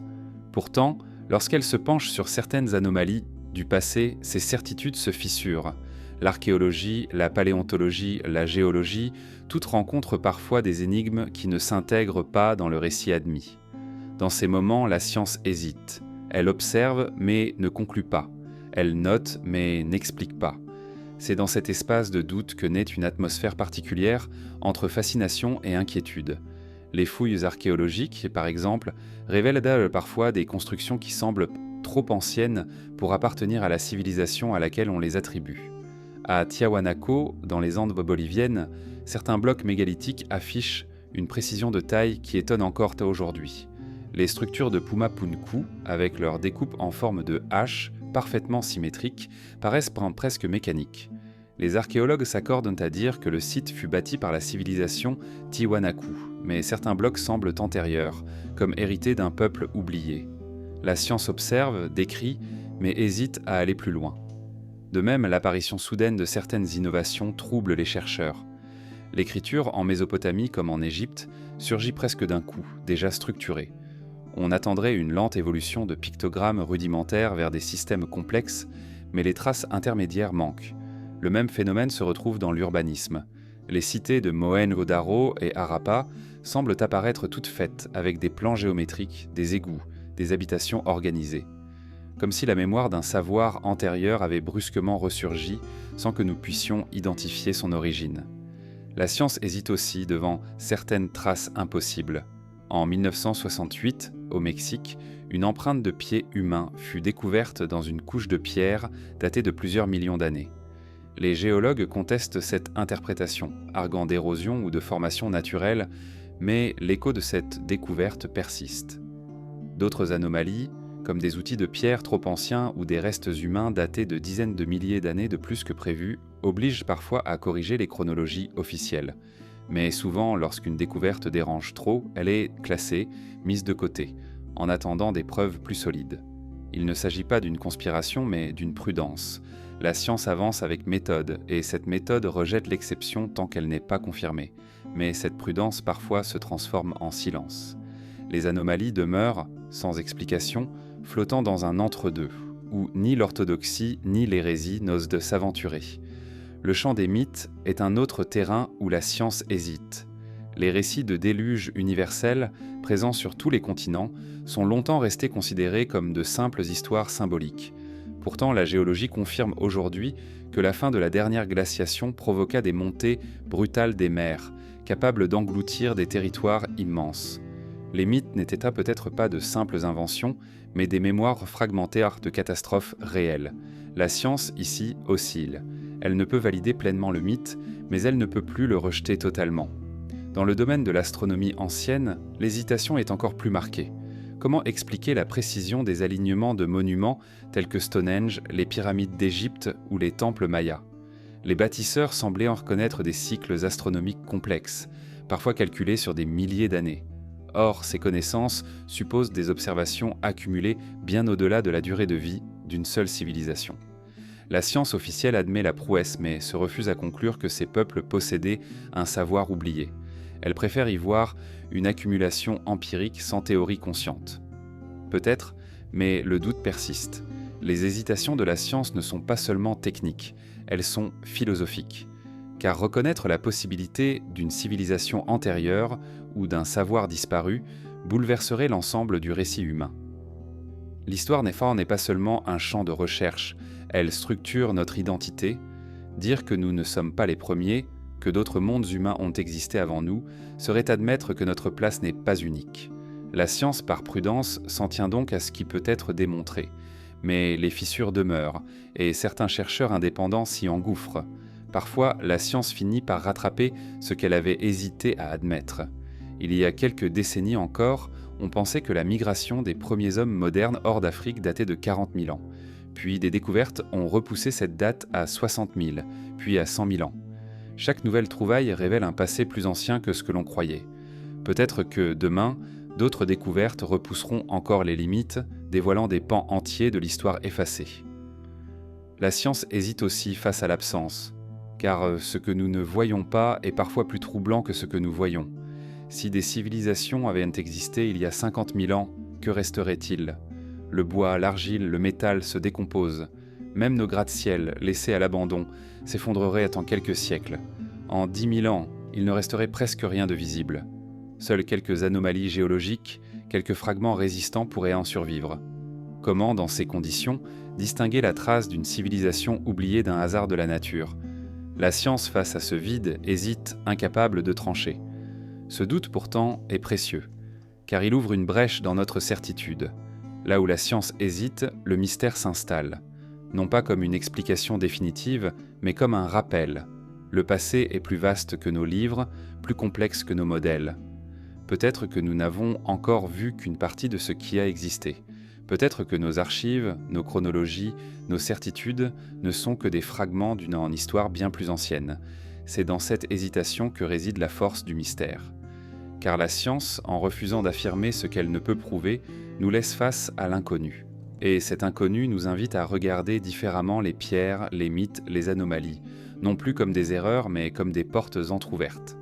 Depuis des siècles, une question obsède les chercheurs, les rêveurs et les conteurs. Et si toutes les grandes civilisations que nous connaissons n'étaient que les héritières d'un monde plus ancien, effacé de la mémoire mais transmis par fragments? C'est ce qu'on appelle parfois la thèse de la civilisation mère. Une culture primordiale née dans les profondeurs du temps, qui aurait diffusé ses savoirs aux peuples dispersés de la Terre avant de disparaître, laissant derrière elle des éclats de mémoire sous forme de mythes, de monuments et de connaissances énigmatiques. L'idée n'est pas nouvelle. Déjà, les philosophes de l'Antiquité se demandaient si les Égyptiens, les Mésopotamiens ou les Grecs eux-mêmes n'avaient pas reçu leur science et leur tradition de peuples encore plus anciens. Platon, relatant l'histoire de l'Atlantide, l'a présenté comme un monde puissant dont les savoirs auraient en partie survécu en Égypte. Hérodote, de son côté, affirmait que les prêtres égyptiens parlaient de cycles successifs, de civilisations détruites par le feu et par l'eau, et de savoirs préservés dans des temples. À l'époque moderne, cette hypothèse a été reprise par des explorateurs et des chercheurs indépendants, fascinés par les similitudes troublantes entre cultures éloignées. Les pyramides d'Égypte, celles de Mésoamérique et les ziggourats de Mésopotamie partagent une forme monumentale semblable. Les mythes du déluge apparaissent aussi bien en Sumer qu'en Inde, en Grèce ou dans les traditions amérindiennes. Les constellations, comme Orion ou les Pléiades, se retrouvent au cœur des cosmologies des peuples les plus éloignés. Ces concordances intriguent. Sont-elles le fruit de coïncidences ou bien la trace d'un héritage commun issu d'une civilisation mère disparue ? Les défenseurs de cette thèse évoquent souvent la fin de la dernière glaciation, il y a environ 12 000 ans, comme une période charnière. Le monde connaissait alors une transformation brutale. Les glaces reculaient, les mers montaient, les climats changeaient. Si une civilisation avancée avait existé avant cette époque, ces cités côtières auraient été englouties, ces terres dévastées. Les survivants, dispersés, auraient pu transmettre leur savoir aux peuples rencontrés, donnant naissance aux premières cultures néolithiques connues. Ainsi, Göbekli Tepe, les temples d'Égypte ou les cités de Sumer seraient les enfants tardifs d'une mémoire plus ancienne. Les archéologues officiels restent le prudents, mais certaines découvertes semblent alimenter cette hypothèse. À Derinkuyu, en Cappadoce, une cité souterraine immense s'étend sur plusieurs niveaux, avec des couloirs, des puits, des systèmes d'aération. Son origine exacte reste obscure. Qui a creusé ces galeries et pourquoi ? Était-ce une société cherchant refuge après une catastrophe en surface ? Certains voient dans ces labyrinthes une preuve indirecte d'un savoir ancien, hérité de temps troublés. La question des savoirs astronomiques nourrit également la thèse. Les anciens Égyptiens connaissaient déjà la précession des équinoxes, un phénomène qui nécessite des milliers d'années d'observation pour être compris. Les Mayas, de leur côté, calculaient les cycles de Vénus avec une précision supérieure à celle des éphémérides européennes du Moyen-Âge. Ces connaissances semblent surgir toutes faites, sans processus progressif, comme si elles avaient été transmises d'un autre temps, d'un peuple qui avait eu des millénaires pour observer les cieux. Mais l'argument le plus troublant réside peut-être dans les mythes eux-mêmes. De l'Inde aux Andes, de la Polynésie à la Grèce, les récits parlent souvent d'êtres venus d'ailleurs, porteurs de lumière, de savoir et de loi. Les Incas racontaient que Viracocha, un dieu barbu, sortit des eaux pour enseigner aux hommes l'art de construire et de vivre ensemble. Les Aztèques parlaient de Quetzalcoatl, le serpent à plumes, venu des rivages pour leur offrir la connaissance. En Égypte, Osiris joue un rôle similaire, apportant la civilisation aux hommes. Ces figures mythiques se ressemblent étrangement, au point que certains y voient la trace symbolique de survivants d'une civilisation mère, voyageant après un cataclysme pour répandre leur mémoire. Cette hypothèse, bien sûr, reste fragile. Les ressemblances entre cultures peuvent être expliquées par des convergences naturelles. Partout où l'homme observe le ciel, partout il bâtit avec la pierre, partout il raconte des histoires de dieux et de héros. Mais l'accumulation des concordances, des symboles et des structures finit par semer le doute. Pourquoi tant de récits différents insistent-ils sur la même idée ? L'existence d'un peuple premier, porteur d'un savoir disparu ? L'un des arguments avancés par les partisans de cette thèse est que la diversité des civilisations connues n'est pas nécessairement contradictoire avec l'existence d'une civilisation mère. Comme une langue ancienne qui engendre des dialectes, une culture primordiale aurait pu donner naissance à de multiples branches adaptées aux régions et aux époques. Ce qui nous reste aujourd'hui ne serait que des fragments dispersés, chacun portant une parcelle de la mémoire originelle. L'Atlantide de Platon est souvent identifiée à cette civilisation mère, mais d'autres hypothèses évoquent Mu dans le Pacifique ou Lemuria dans l'océan Indien. Ces continents disparus, jamais confirmés par la géologie moderne, relèvent davantage du mythe. Pourtant, derrière ces noms se cache peut-être l'idée d'une même réalité, un monde ancien, englouti, dont la mémoire s'est fragmentée en légendes locales. La science hésite face à cette hypothèse. Elle réclame des preuves matérielles, des sites identifiables, des écritures authentiques. Or, jusqu'à présent, rien de tel n'a été mis au jour de manière irréfutable. Mais certains chercheurs rappellent que la mer recouvre 70% de la Terre et que les zones côtières de l'époque glaciaire, aujourd'hui sous les eaux, n'ont presque jamais été explorées. Si une civilisation mère a existé, c'est peut-être là, dans les profondeurs marines, que ces ruines dorment encore. Au-delà de la question des preuves, la force de cette thèse réside dans sa résonance avec les récits universels. Elle offre une explication possible aux similitudes troublantes entre cultures éloignées. Elle donne une cohérence aux mythes de déluge, aux légendes de dieux civilisateurs, aux connaissances astronomiques inexplicables. Elle n'impose pas une certitude, mais elle ouvre un champ de réflexion. Et si nous étions les héritiers d'un monde oublié ? La thèse de la civilisation mère nous rappelle enfin notre fragilité. Si d'autres avant nous ont bâti, inventé, puis disparu, alors rien ne garantit que notre propre monde soit éternel.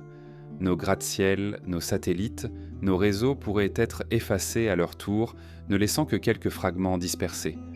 Peut-être qu'un jour, d'autres, loin dans l'avenir, se poseront la même question.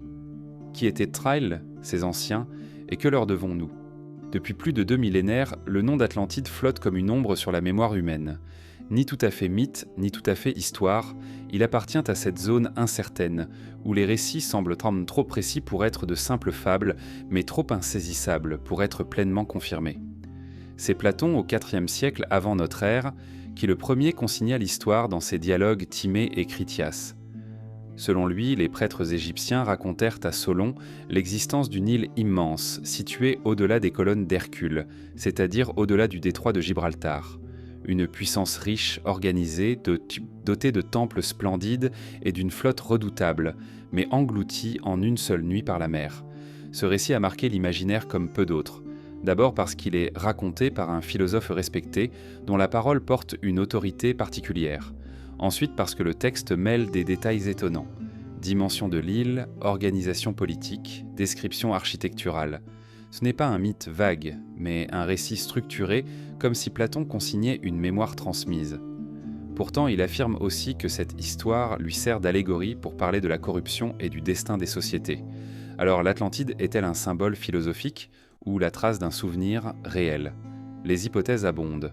Certains chercheurs pensent que l'Atlantide pourrait correspondre à une civilisation connue, déformée par le temps. L'île de Crète et la civilisation minoenne, par exemple, furent frappées par une éruption cataclysmique vers 1600 avant notre ère, l'explosion du volcan de Santorin. Des villes furent détruites, la mer engloutit des rivages et la puissance minoenne s'effondra. Pour beaucoup, c'est une candidate crédible, un monde maritime, brillant, anéanti par une catastrophe naturelle. Mais la chronologie de Platon ne correspond pas, car il situe l'événement bien plus tôt, près de 9000 ans avant Solon. D'autres voient dans l'Atlantide le souvenir d'une civilisation antédiluvienne disparue à la fin de la dernière glaciation, lorsque les océans montèrent de plus de 100 mètres. Dans cette perspective, l'Atlantide ne serait pas une île précise, mais une métaphore d'un monde côtier englouti. Ces fragments survivants auraient essaimé partout, en Égypte, en Mésopotamie, en Amérique. Platon n'aurait alors fait que transmettre un écho d'un souvenir beaucoup plus ancien. Au fil des siècles, de multiples lieux ont été proposés.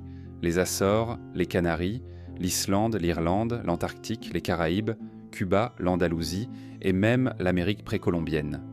Chaque des hypothèses s'appuie sur des indices partiels, des cartes anciennes, des ruines mystérieuses, des récits locaux. Dans le sud de l'Espagne, près de Doñana, certains pensent avoir identifié des structures circulaires qui rappellent la description platonicienne. À Cuba, des explorateurs ont détecté, à 600 mètres de profondeur, des formes pyramidales. Dans les Açores, des légendes parlent d'îles disparues. Chacun de ces lieux pourrait être l'Atlantide, où aucun ne l'est vraiment. Ce qui nourrit le mystère, c'est que l'histoire de l'Atlantide résonne avec d'autres traditions. Les Égyptiens parlaient Bortanha de royaumes engloutis. Les peuples de l'Inde mentionnent Kumari Kandam, un continent perdu dans l'océan Indien. Les légendes polynésiennes évoquent Hawaiki, une terre originelle disparue. Ces récits chauds convergent vers une même idée.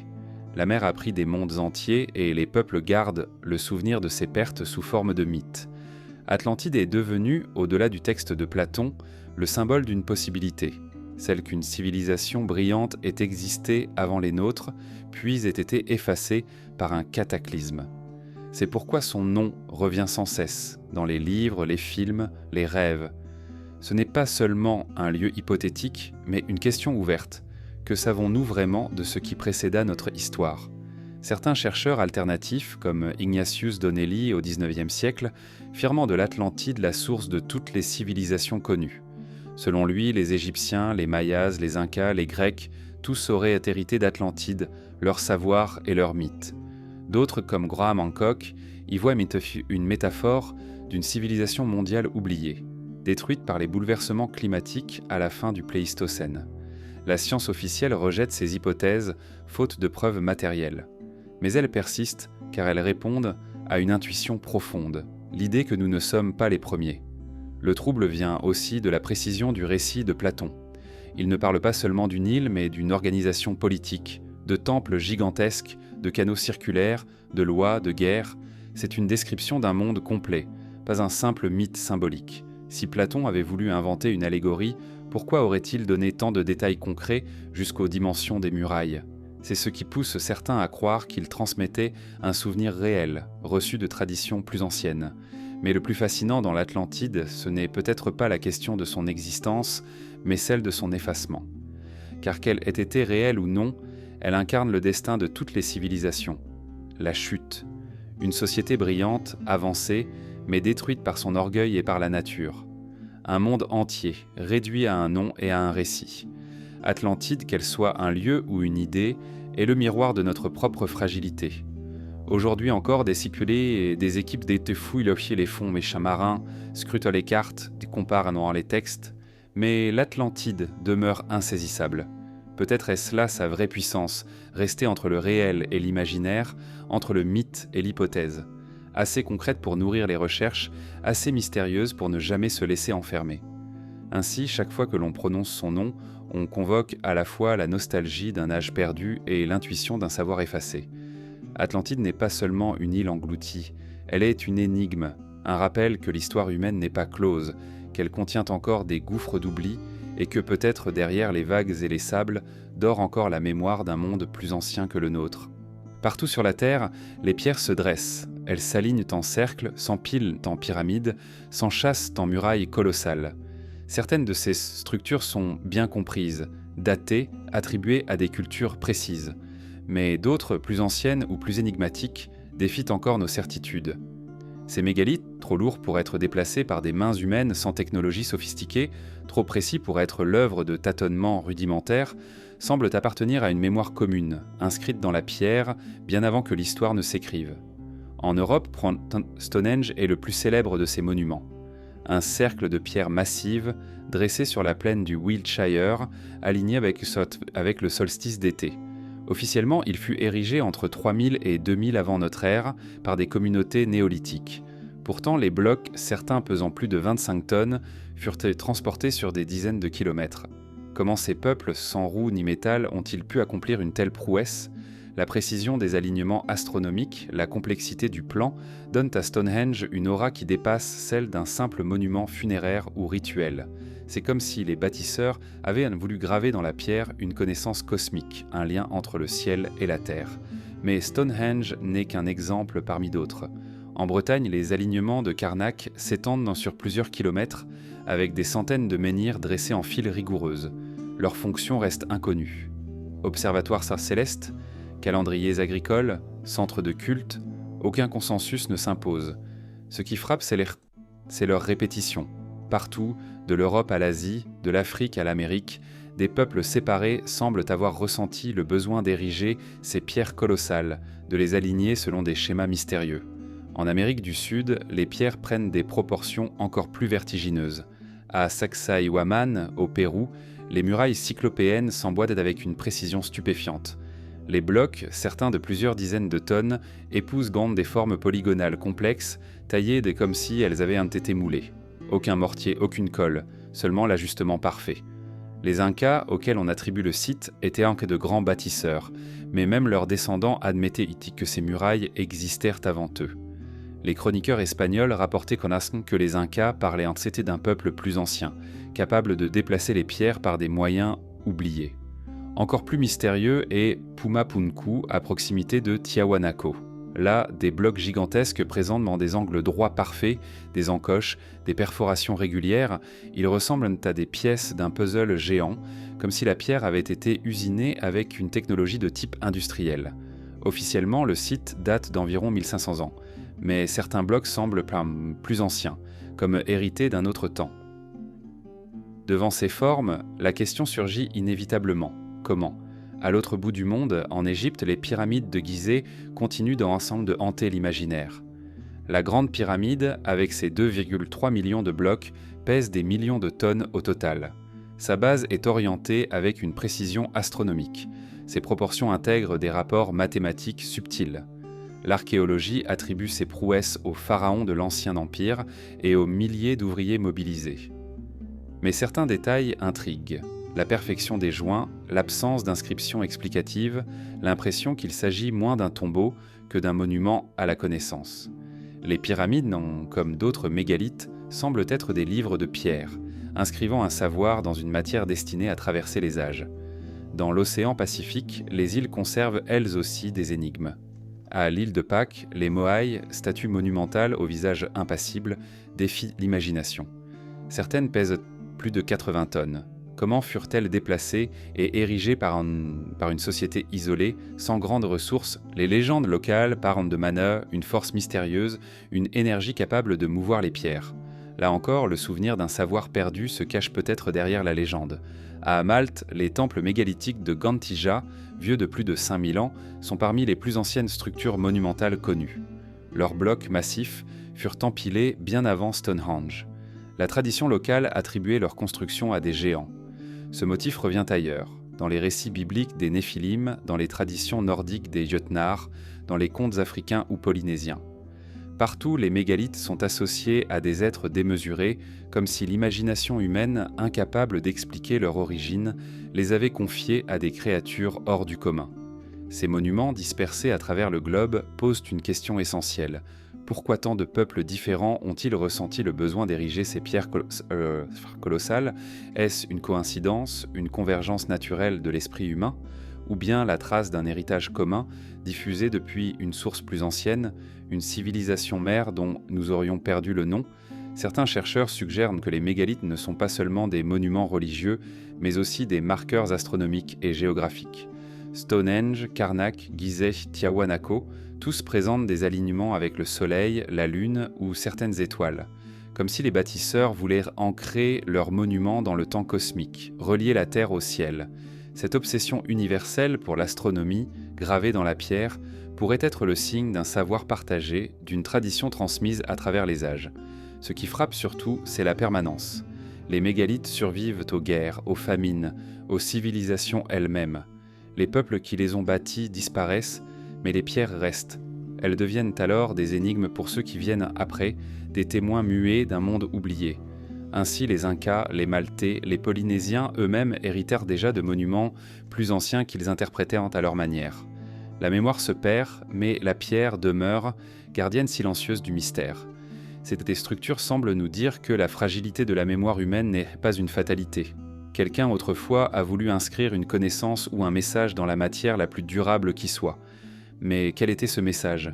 Était-ce un savoir astronomique, une carte du ciel ? Était-ce un avertissement destiné à ceux qui viendraient après ? Ou simplement un geste sacré, cherchant à relier les hommes aux forces cosmiques ? Nous ne pouvons que deviner. En contemplant ces pierres, une impression s'impose. Elles ne sont pas seulement le fruit d'un labeur technique, mais d'une vision. Une vision qui dépasse les frontières et les époques, qui traverse les continents, qui relie entre elles des cultures que tout séparait. Les mégalithes, au-delà de leur masse et de leur silence, forment une écriture planétaire dont nous commençons à peine à déchiffrer les signes. Le temps de la Terre ne se mesure pas en siècles, mais en cycles de glace et de feu. Pendant des millions d'années, la planète a oscillé entre des périodes glaciales et des intervalles plus doux. Chaque glaciation redessine le monde. Les mers reculent, les plaines se découvrent, puis, lorsque la glace fond, les océans reviennent, engloutissant à jamais les terres habitées. Pour nous qui pensons l'histoire humaine sur quelques millénaires, ces cycles sont presque invisibles, mais ils sont peut-être la clé de l'oubli. Car si d'autres civilisations ont existé avant nous, elles auraient été broyées par la glace, noyées par les eaux, effacées par la puissance implacable de ces rythmes planétaires. La dernière glaciation, connue sous le nom de Würm en Europe ou Wisconsin en Amérique, s'acheva il y a environ 12 000 ans. Au plus fort de son extension, d'immenses calottes de glace recouvraient l'Amérique du Nord, l'Europe du Nord et une partie de l'Asie. Le niveau des mers était alors plus bas de 120 mètres. Des continents reliés par des ponts terrestres permettaient aux hommes et aux animaux de circuler librement. L'Angleterre faisait partie de l'Europe, la Sibérie était reliée à l'Alaska, l'Indonésie formait un vaste territoire continu. Lorsque la glace commença à fondre, ces paysages disparurent sous les flots, et avec eux tout ce qui avait pu s'y développer. Si des sociétés avaient bâti leurs foyers, leurs temples ou leurs ports sur ces rivages, leurs traces gisent aujourd'hui sous des centaines de mètres d'eau. Doggerland, vaste plaine qui reliait autrefois l'Angleterre aux Pays-Bas, est un exemple frappant. Les archéologues y ont retrouvé des outils de pierre, des ossements, les vestiges d'un monde disparu sous la mer du Nord. Doggerland n'était pas une civilisation monumentale, mais il nous montre ce qui arrive à une culture lorsque la mer avance. Tout s'efface, sauf quelques fragments arrachés aux sédiments. Et si Doggerland n'était qu'un aperçu ? Imaginons les rivages de l'océan Indien, du Pacifique, de l'Atlantique, il y a 15 000 ans. Des milliers de kilomètres carrés aujourd'hui sous les flots étaient alors des plaines fertiles. Peut-être que des villages, voire des villes, s'y dressaient. Lorsque les glaciers se mirent à fondre, la montée des eaux fut rapide, parfois brutale. Les habitants, forcés de fuir, emportèrent avec eux leurs récits, leurs souvenirs, transformés en mythes du déluge. Mais leurs pierres, leurs monuments, leurs artefacts furent engloutis à jamais. Les glaciations ne se contentent pas de noyer. Elles écrasent. Sous des kilomètres de glace, tout est broyé, réduit en poussière. Si une civilisation avait prospéré dans les régions du Nord avant la dernière glaciation, il ne resterait rien. Les glaciers avancent comme des bulldozers titanesques, polissant les montagnes, emportant les sols. Les villes, les routes, les temples seraient effacés en quelques siècles, ne laissant derrière eux qu'un sol nu, prêt à être recolonisé. La mémoire des glaciations semble persister dans les mythes. Les Grecs parlaient de cycles de destruction par le feu et par l'eau. Les textes védiques décrivaient d'engommer des yugas marqués par des changements cosmiques. Les légendes amérindiennes racontent comment des hivers longs recouvrirent la terre. Peut-être que ces récits sont la traduction poétique de souvenirs transmis. L'expérience d'êtres humains confrontés à des climats extrêmes, aux migrations forcées à la perte de leur terre. Les archéologues modernes commencent à reconnaître l'importance de ces bouleversements. Longtemps, on pensait que les sociétés humaines étaient trop simples avant la fin de la dernière glaciation pour avoir laissé des traces significatives. Mais la découverte de Göbekli Tepe, datée de plus de 11 000 ans, bouleversa cette certitude. Elle prouve qu'à la sortie des glaces, des peuples maîtrisaient déjà la taille monumentale de la pierre et un symbolisme complexe. Si cela est vrai juste après la fonte, pourquoi ne pas imaginer qu'avant, dans des terres désormais disparues, d'autres savoirs existaient déjà ? La montée des mers fut si soudaine que certains chercheurs parlent de véritables déluges. Des événements comme le vidage brutal du lac Agassiz en Amérique du Nord auraient en train de provoquer des élévations rapides du niveau marin de plusieurs mètres en quelques années. Pour ceux qui vivaient sur les côtes, cela devait ressembler à la fin du monde. Leurs terres disparaissaient, leurs maisons étaient englouties, et il ne leur restait que la fuite et la mémoire. De telles catastrophes, vécues par des générations entières, ont pu devenir les récits fondateurs de nombreux peuples. Le déluge biblique, l'histoire d'Utnapishtim en Mésopotamie, les légendes indiennes de cités englouties. Ce qui est assez frappant, c'est l'universalité de ces récits. Des peuples isolés, sur des continents différents, gardent la mémoire d'eaux dévastatrices, de mondes engloutis. Pourquoi cette convergence ? Peut-être parce qu'ils ont tous vécu, chacun à leur manière, les conséquences de la fin de la glaciation. Le mythe, ici, devient une archive. Les glaciations sont aussi des périodes d'oubli collectif. Lorsque les conditions deviennent extrêmes, la survie prime. Les savoirs accumulés, les arts, les techniques, tout peut disparaître en quelques générations. Les bibliothèques ne résistent pas au froid, les outils rouillent, les récits se transforment. Ce qui subsiste n'est qu'un souvenir fragmenté, transmis comme une légende. Chaque glaciation efface ainsi une partie de la mémoire humaine, contraignant les générations suivantes à recommencer. Et pourtant, quelque chose survit toujours. Peut-être un monument enfoui sous les sédiments comme Göbekli Tepe, peut-être un artefact perdu dans une mine, peut-être une légende transmise de bouche en bouche. Ces traces fragiles sont les seuls témoins d'un monde qui a disparu. Mais elles suffisent à semer le doute.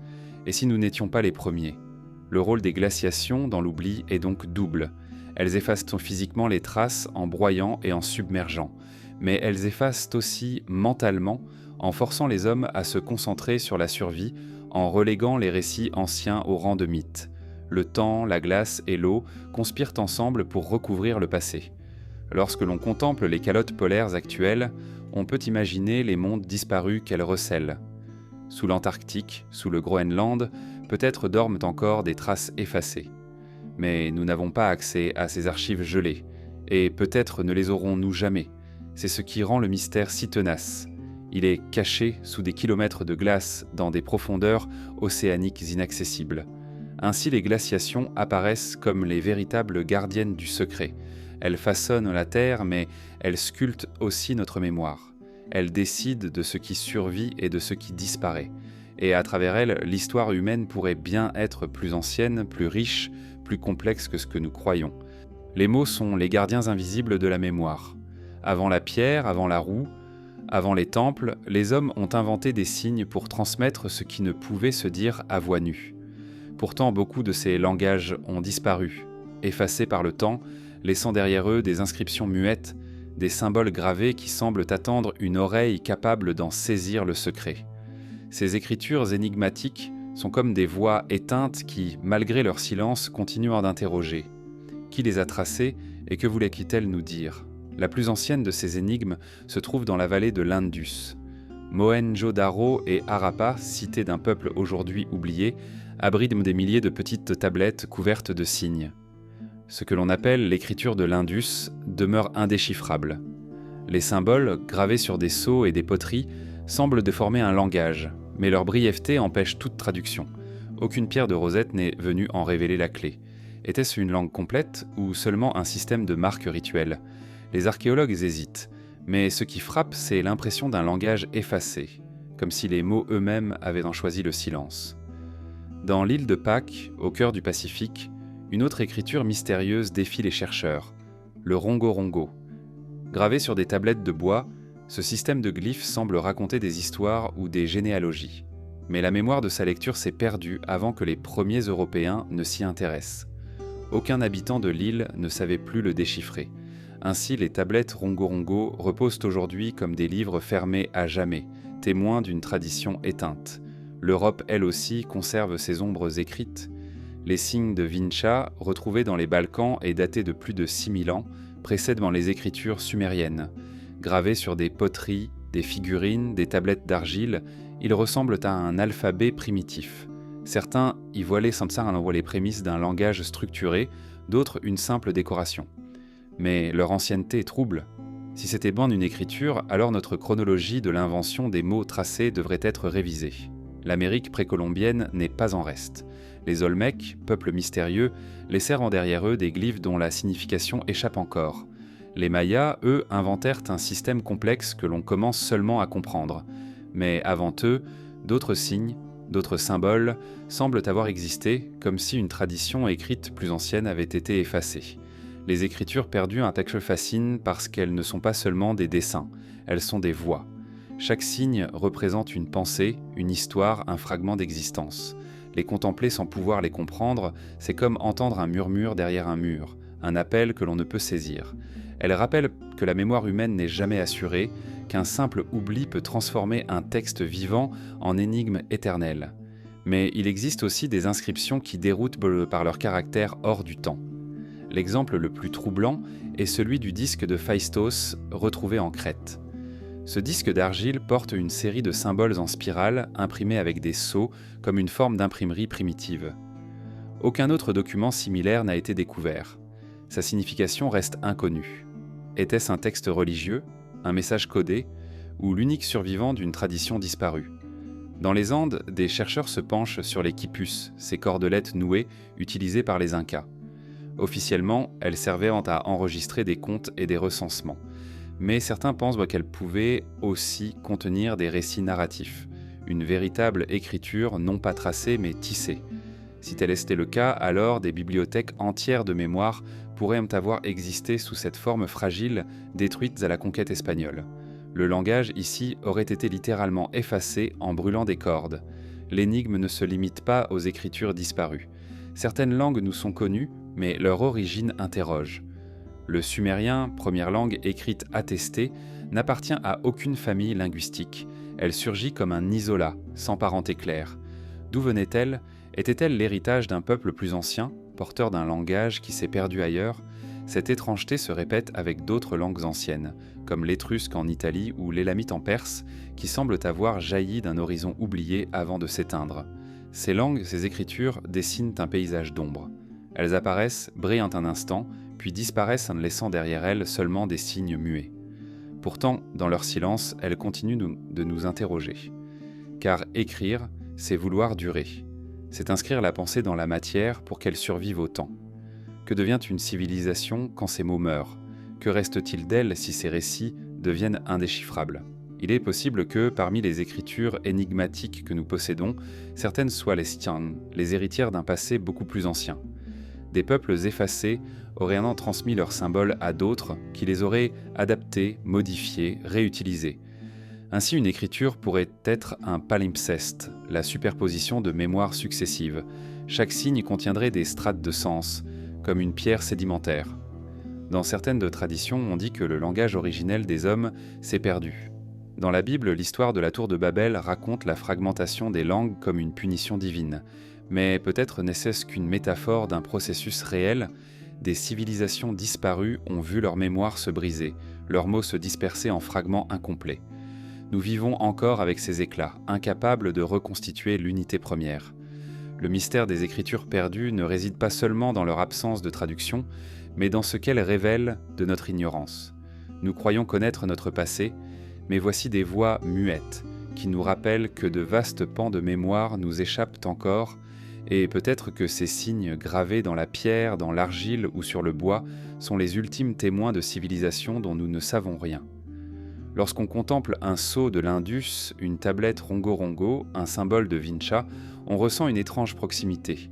Ce ne sont pas seulement des marques abstraites, ce sont des mains humaines, il y a des milliers d'années, qui ont voulu dire quelque chose. Nous ne savons plus quoi. Mais leur désir de transmettre traverse les âges et touche encore. C'est peut-être cela le plus grand mystère, non pas le contenu du message, mais le fait qu'il nous atteigne malgré le silence. Ainsi, les langages perdus et les écritures énigmatiques sont des portes entr'ouvertes. Elles ne livrent pas leurs secrets, mais elles rappellent que l'humanité n'a pas commencé avec nous. D'autres avant nous ont parlé, écrit, pensé, rêvé. Leurs voix se sont éteintes, mais leurs signes demeurent, comme des étoiles lointaines dont la lumière continue de voyager dans le vide, longtemps après que l'astre s'est éteint.